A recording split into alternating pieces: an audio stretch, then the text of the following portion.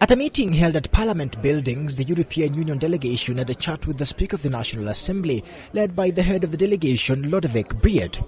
The union announced that it will be supporting the IEBC fund its budget by more than 10%, keeping up with the tradition of supporting the electoral process in Kenya. Normally, donors cough up a percentage of what the government has disbursed for the polls. The EU's contribution would come to around 2 billion shillings to complement the government's 17 billion shillings. At this moment, we are slightly above that percentage.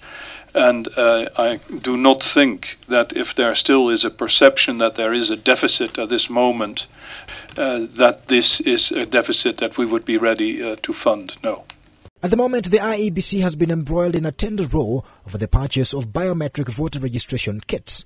This may delay the electoral process, as the voter registration, which was supposed to start next month, is likely to begin in September. It is not our business directly at what date Kenya decides to hold elections, but it would be a pity if the date would be postponed further.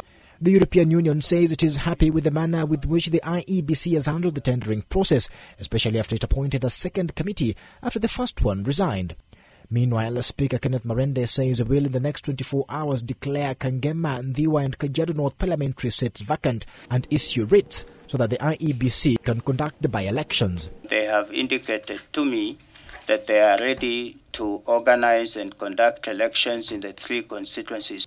The seats were left vacant after the death of Saitoti and Ujodi in a chopper crash in Ngong Forest last month and that of John Mishuki in February.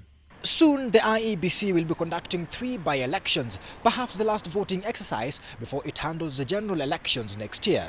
For news at 8, I am Andrew Ochieng.